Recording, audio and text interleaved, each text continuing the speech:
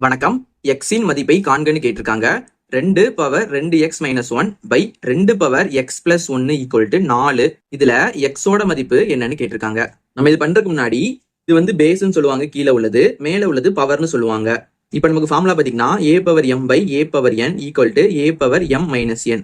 அதாவது நமக்கு ரெண்டு பேஸும் ஈக்குவலா இருந்து ரெண்டுமே டிவிஷன்ல இருந்துச்சுன்னா நம்ம அந்த ரெண்டு பவரையுமே மைனஸ் பண்ணி எழுதிக்கலாம். இப்ப பாருங்க, இங்க ஒரு பேஸ் இருக்கு 2, இங்கேயும் 2 இருக்கு. ரெண்டு சேமா இருக்கு. என்ன பண்ணலாம், இந்த 2 எடுத்து அப்படியே எழுதிக்கலாம். அப்புறம் அந்த 2 பவர் என்ன பண்ணிக்கலாம், மைனஸ் பண்ணி எழுதிக்கலாம். அப்ப என்ன வரும், நமக்கு 2x மைனஸ் 1. நம்ம கீழே உள்ளதை மைனஸ் பண்ணி எழுதணும். அப்ப நமக்கு x பிளஸ் 1ங்கிறது மைனஸ் எக்ஸ் மைனஸ் 1ன்னு வரும். அப்படியே சிம்பிள் வந்து மாறி வந்துடும். ஓகே, எதனால நம்ம மைனஸ் பண்றதுனால. இப்ப நம்ம இந்த 4 இருக்கு பாத்தீங்களா, இந்த 4 நம்ம 2 இன் 2ன்னு எழுதிக்கலாம். 2 இன் 2னா நமக்கு 2 ஸ்கொயர்னு அர்த்தம். அப்ப நம்ம இந்த 4க்கு பேர் என்ன போட்டுக்கலாம், 2 ஸ்கொயர்னு போட்டுக்கலாம். இப்ப நமக்கு ரெண்டு பேஸும் ஈக்குவலா இருந்துச்சுன்னா நம்ம அந்த ரெண்டு பவரையுமே ஈக்குவல் பண்ணி எழுதிக்கலாம். அப்ப நமக்கு என்ன வரும்னா 2x minus 1 minus x minus 1 equal to 2. இப்ப நம்ம இதை சால்வ் பண்ணலாம். பாருங்க, இங்க 2x இருக்கு, இங்க மைனஸ் எக்ஸ் இருக்கு. நமக்கு 2xல இருந்து ஒரு எக்ஸ் போச்சுன்னா நமக்கு மிச்சம் ஒரு எக்ஸ் வரும். மைனஸ் 1 நமக்கு என்ன வரும்னா மைனஸ் 2ன்னு வரும். Equal to 2.